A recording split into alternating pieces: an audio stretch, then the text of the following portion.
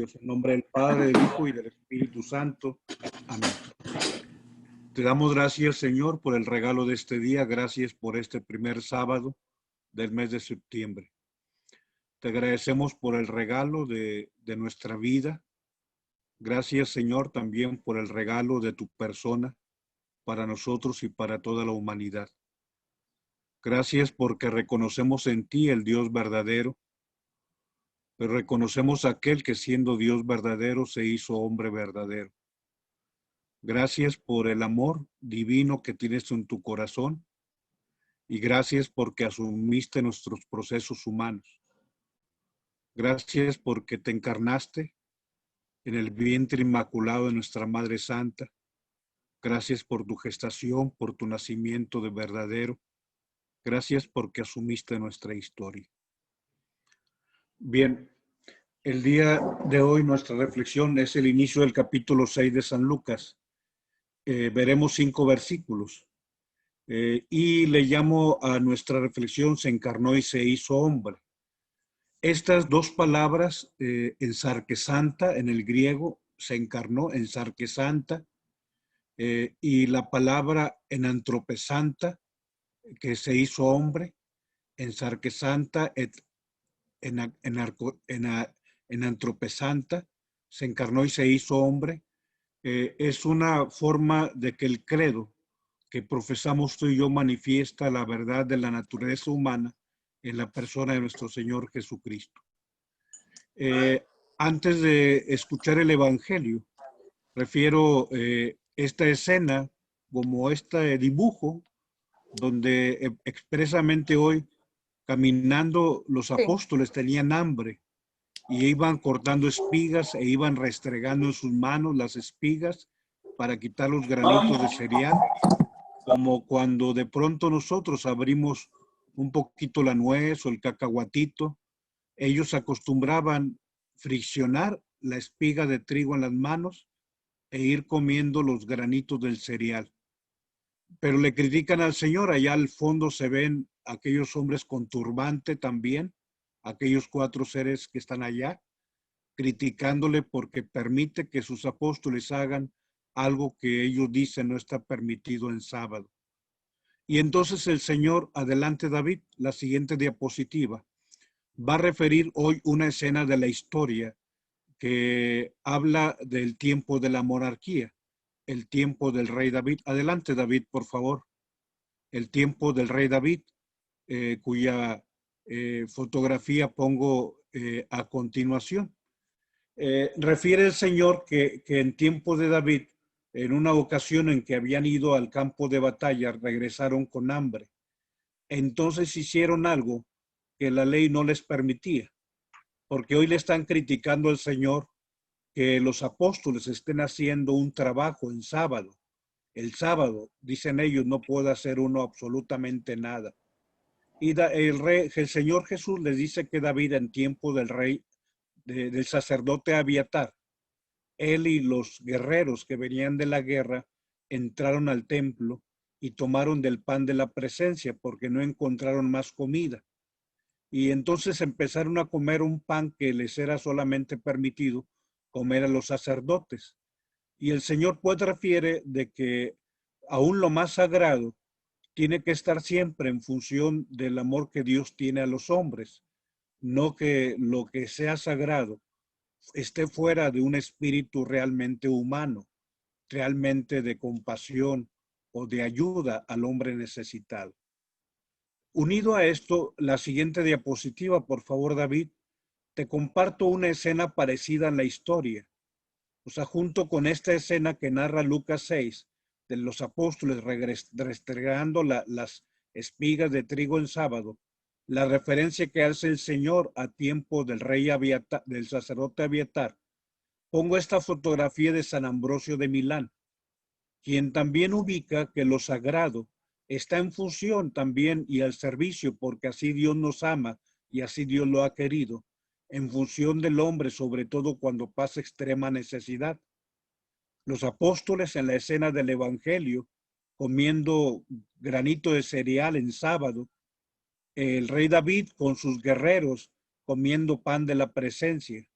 Pues este obispo santo, San Ambrosio de Milán, hubo el momento en que su pueblo padecía enfermedad y hambre, y este señor obispo tomó los vasos sagrados de la Catedral de Milán. Quien ha ido al Domo de Milán puede ubicar la belleza y la grandeza de esa región norte de Italia. Pues Ambrosio de Milán, San Ambrosio de Milán toma los vasos sagrados, los vende y compra medicamentos y compra alimentos para la gente menesterosa en torno al final de lo que es el siglo IV principalmente. Recordemos que él fue obispo de Milán alrededor del 380, aproximadamente siglo IV. Pero quiero que pasemos a la siguiente fotografía, por favor, ahijadito, donde aparece nuestro arzobispo. Esta escena es del año 2015 y es la Basílica del Roble. Aquí está don Rogelio Cabrera López, sentado con su sotana. Se puso una gorra verde porque los que estábamos sirviendo nos habíamos puesto alguna indumentaria que nos distinguía. Y esta Navidad, tú puedes ver el pino navideño en la parte de atrás de ese número 19 del año 2015, en el año de la misericordia que convocó el Papa Francisco. Don Rogelio Cabrera pidió que en la Basílica del Roble se hiciera un gran comedor para que saliéramos a las calles del entorno del templo de Nuestra Madre Santa del Roble para invitar a los indigentes, a la gente que pide limosna, a la gente que deambula por las calles, que duerme ahí a un ladito de la Basílica del Roble. Y entonces se preparó en el Roble un gran comedor. Todo el templo del Roble estaba habilitado con mesas y sillas, con números. Como tú puedes ver, el arzobispo está en la mesa 19. Yo recuerdo bien, ya no encontré la fotografía donde yo estoy, te las comparto al rato, aun cuando ya termine la presentación, pero a mí me tocó la mesa 39. Estamos hablando de casi medio millar o más de medio millar de comensales que estuvimos ahí en la Basílica del Roble. ¿Por qué esta fotografía de don Rogelio? Porque no faltaron las personas que criticaron que se hubiese hecho una especie de vulneración, una falta del respeto, una especie así como si fuera un sacrilegio haber quitado las bancas de la Basílica del Roble y haber metido gente menesterosa. Muchos de ellos todavía olían a desechos del cuerpo, digamos, orín, eran personas indigentes. Pero don Rogelio, ese año de la misericordia, ¿te acuerdas? Cuando hicimos jornadas de predicación, de confesión en las diferentes zonas pastorales. Yo te comento, y perdono un poquito la glosa un poco alargada, en ese entonces, 2015, un servidor era vicario episcopal de la zona 5, concretamente municipios de Santa Catarina y San Pedro Garza García. Y después de esta jornada, recuerdo que por lo menos yo escuché a dos sacerdotes, sí, dos hermanos sacerdotes, criticar fuertemente al arzobispo don Rogelio Cabrera López por decir que lo que había hecho necesitaba que se hiciera pues una especie de desagravio para el lugar santo. ¿Cómo se le ocurrió al arzobispo tal idea, tal torpeza? Meter en la Basílica del Roble a indigentes, a limosneros, a personas de la calle, incluso personas que a lo mejor se prostituían. O sea, ¿cómo meter el arzobispo, don Rogelio Cabrera López, en esa cena, en esa comida de Navidad del año 2015? ¿Cómo se le ocurrió mancillar? Había que hacer una jornada de desagravio. Y te reitero, yo lo escuché, pues no tan solo de algunos laicos que a lo mejor con poquita formación pudieran criticar una acción así de nuestro arzobispo, sino de sacerdotes. Y concretamente sacerdotes que vivían su ministerio en el sector sanpetrino. Reitero, un servidor era vicario episcopal de Santa Catarina y San Pedro Garza García en la zona pastoral 5 y dos sacerdotes De los que yo escuché, imagínate los que no escuché, criticaban fuertemente. Hoy te comparto esta fotografía nuevamente agradeciendo a Dios por el gran pastor que Dios nos dio.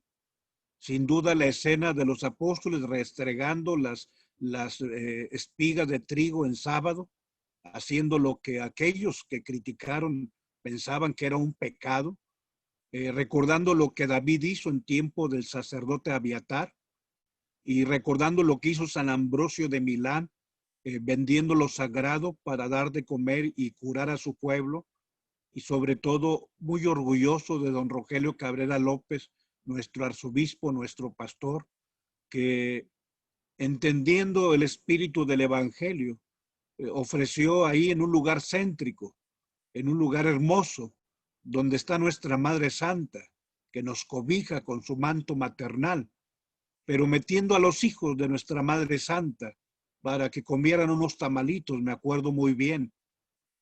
Todas las zonas llevamos tamales, cooperamos con tamales. No sé si tú ya estás recordando la escena o por lo menos la convocatoria de aquel diciembre de 2015, donde llevamos tamales, porque era el alimento más fácil de maniobrar y muy rico. ¿Y a quién no le gusta un tamalito?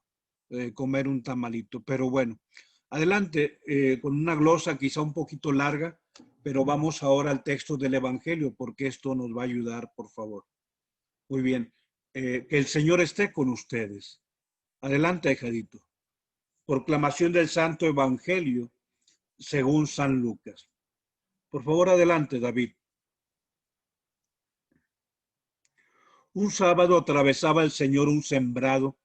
Mientras andaban los discípulos, iban arrancando espigas. Los fariseos le dijeron, oye, ¿por qué hacen en sábado lo que no está permitido? Él les respondió, ¿no habéis leído nunca lo que hizo David cuando él y sus hombres se vieron faltos y con hambre? Entró en la casa de Dios en tiempo del sumo sacerdote Abiatar, comió de los panes presentados que solo pueden comer los sacerdotes y les dio también a sus compañeros.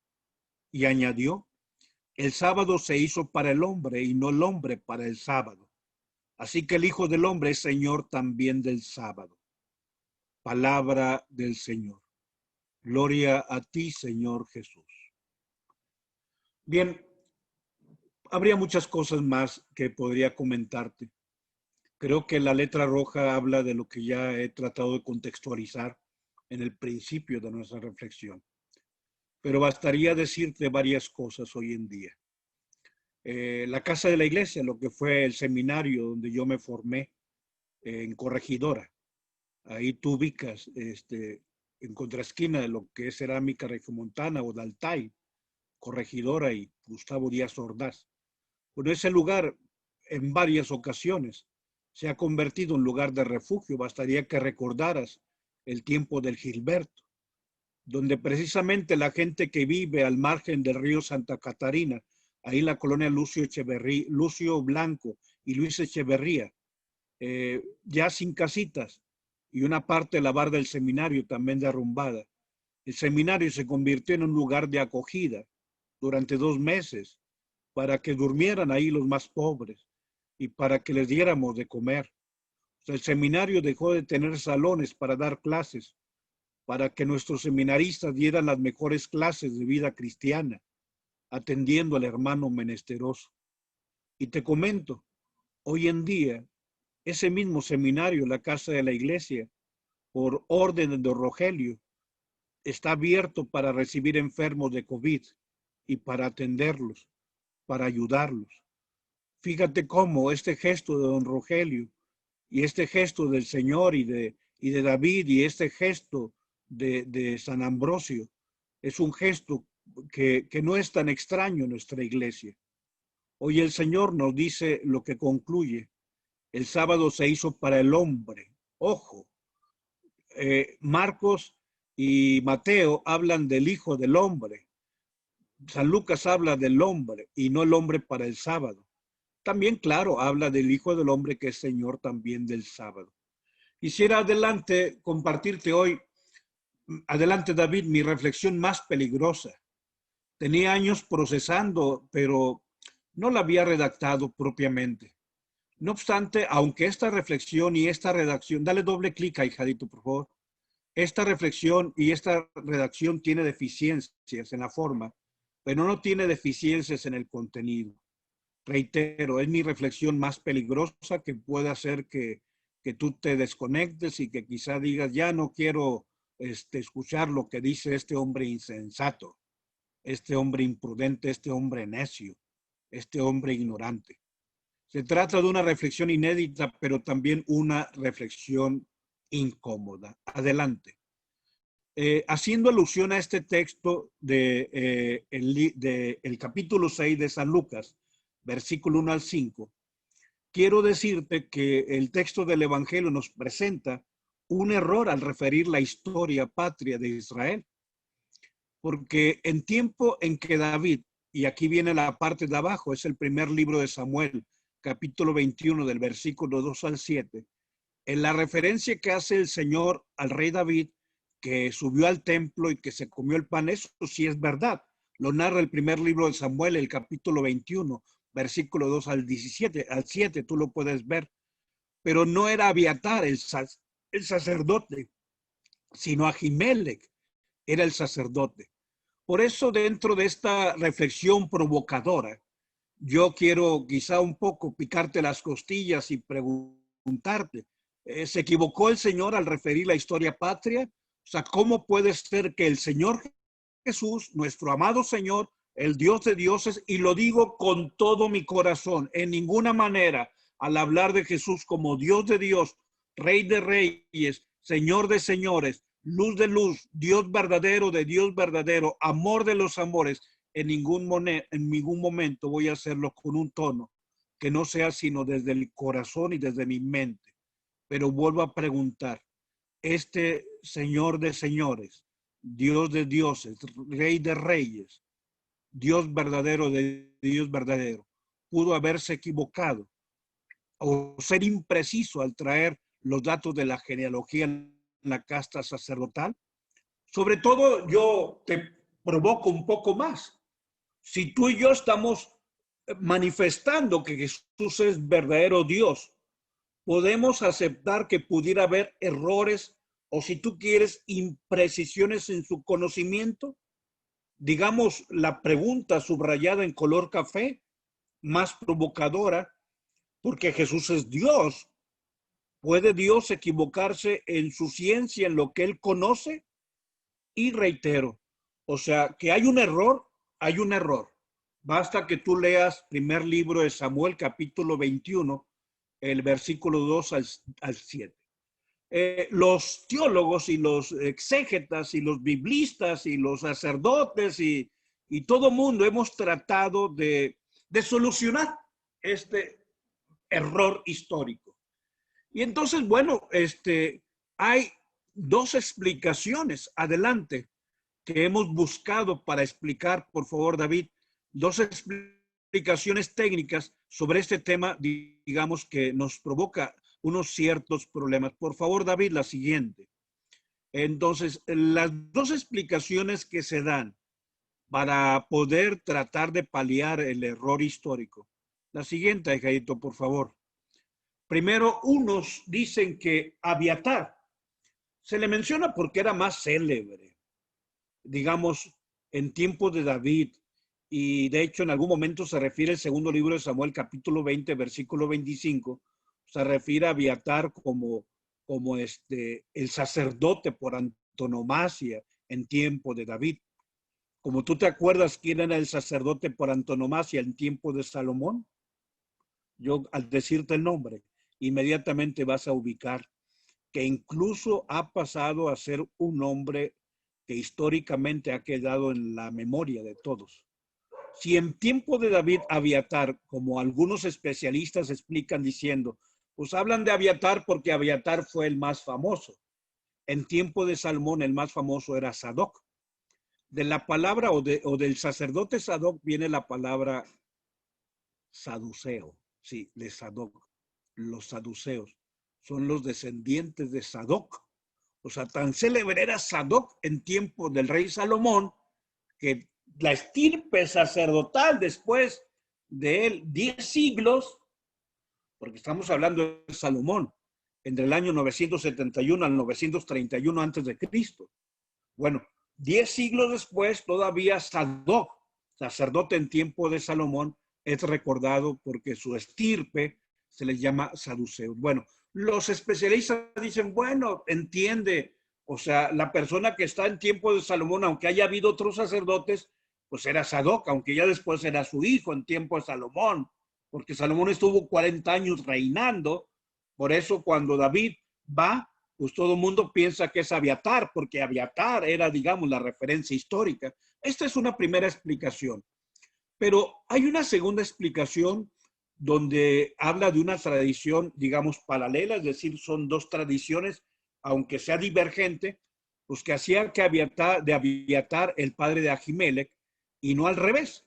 O sea, que Ahimelech fuera el padre de Abiatar, como aparece en el texto hebreo de 2 de Samuel, capítulo 8, versículo 17.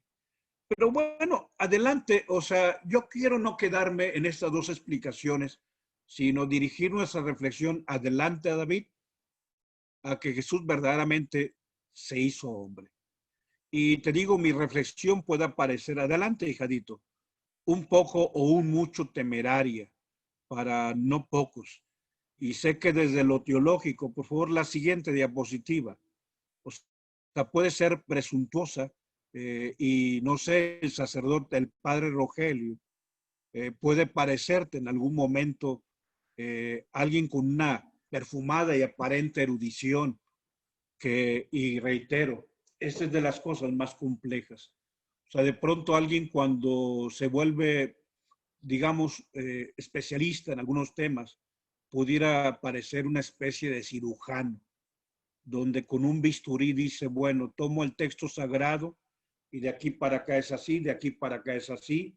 A ver, Jesús hizo esto y un bisturí, digo, esto si lo hizo, esto no lo hizo, esto lo hizo de esta manera, esto lo hizo de otra manera.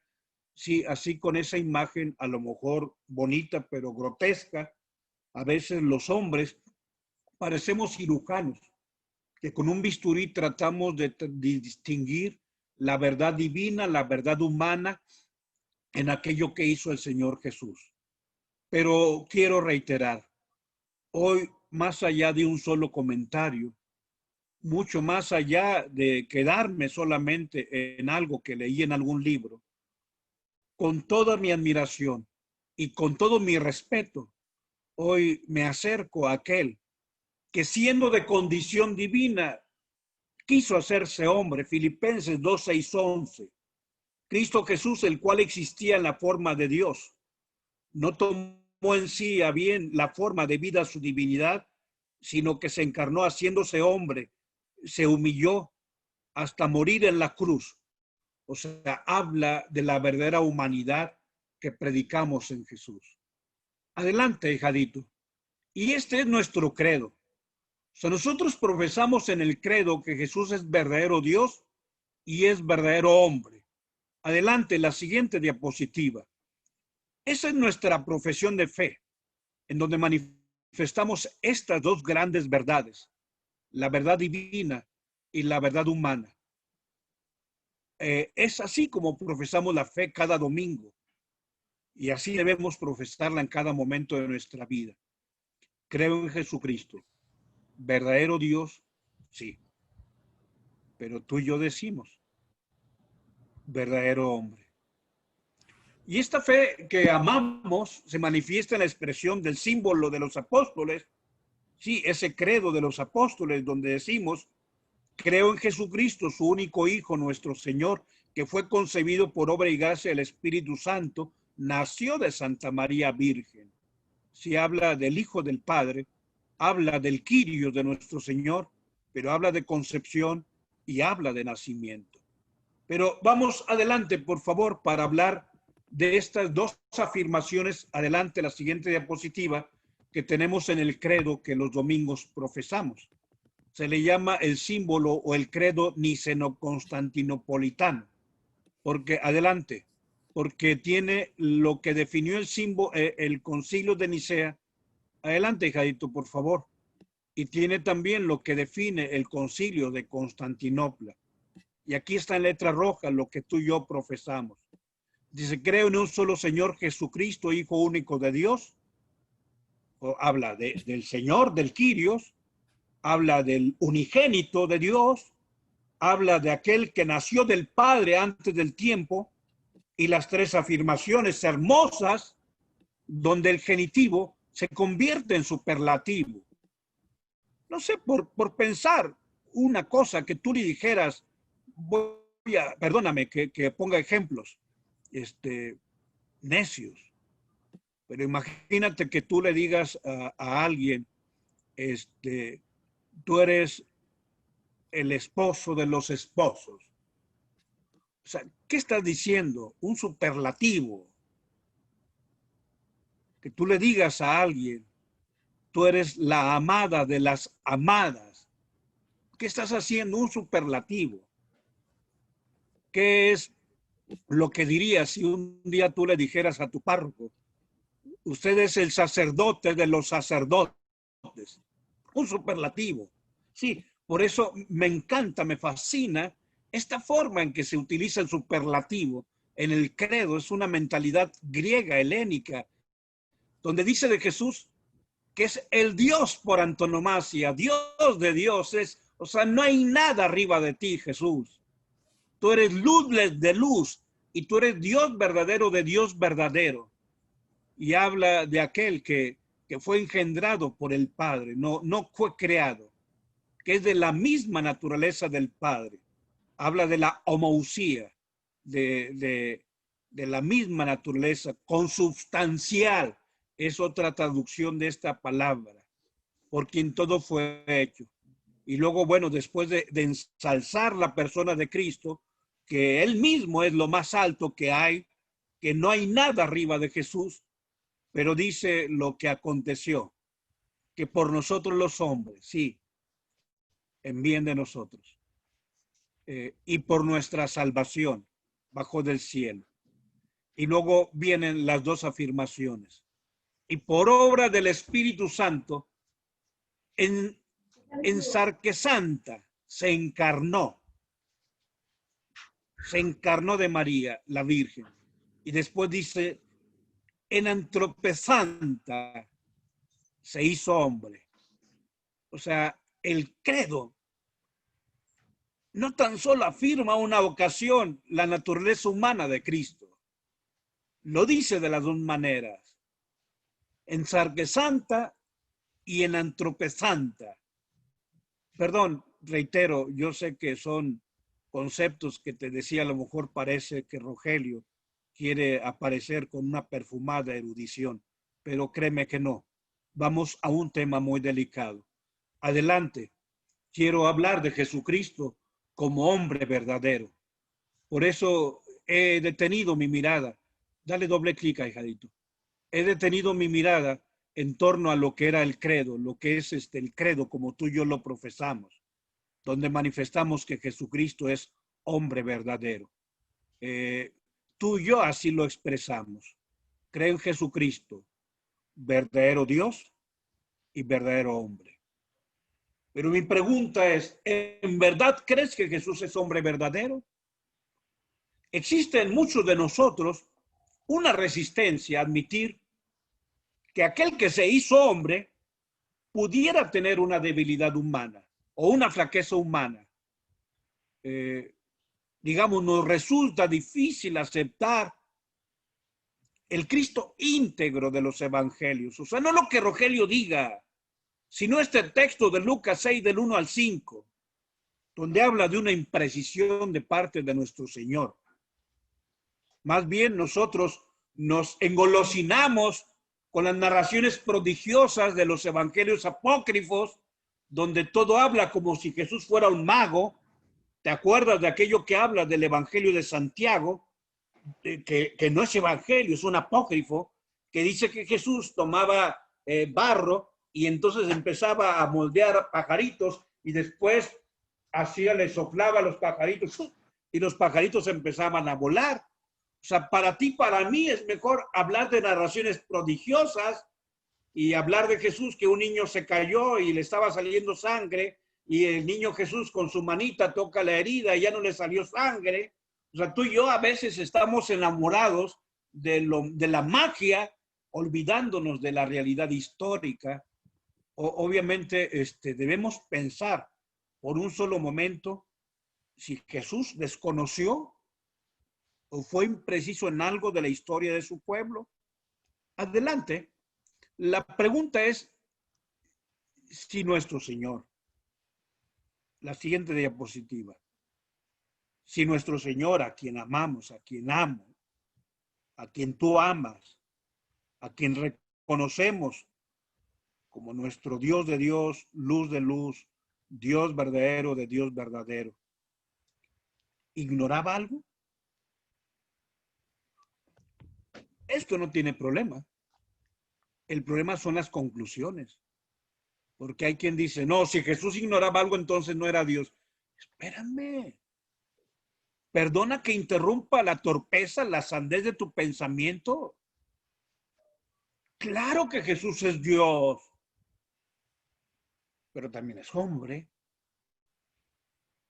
Y es aquí donde yo debo ser muy preciso, porque tú puedes irte corriendo de aquí y decirle al arzobispo, oiga, aquel Rogelio que nos habló tan bonito de usted, de que ven usted a un hombre de Dios porque abrió la Basílica del Roble para darle de comer a los indigentes. Pues fíjese que ese Rogelio está diciendo herejías. No, no estoy diciendo ninguna herejía. Por eso voy a ser más preciso. O sea, yo no afirmo que Jesús como Dios ignore algo, sino que Jesús, siendo Dios, que tú no me lo puedes negar, hecho hombre, que tampoco me lo puedes negar, y si lo niegas, tú sí estás diciendo una herejía. Lo que afirmo es que Jesús, siendo Dios, hecho hombre, en cuanto hombre, lo que dice San Lucas, crecía en edad, crecía en sabiduría, ¿sí? O sea, yo te pregunto, el Rogelio del año 1980 que ingresó al seminario, ¿es distinto del Rogelio que el año 1990 se ordenó sacerdote? Muy distinto. ¿Por qué? Porque el Rogelio del año 1980, pues apenas sabía rezar el Padre Nuestro, y por el regalo de Dios, y por el regalo de un seminario al que yo amo, y del que me siento deudor mientras viva, en el año 1990 que me ordeno sacerdote, claro que hay una progresión, hay un crecimiento, hay cosas que no tenía el Rogelio que entró al seminario. Bueno, ese es el elemento humano.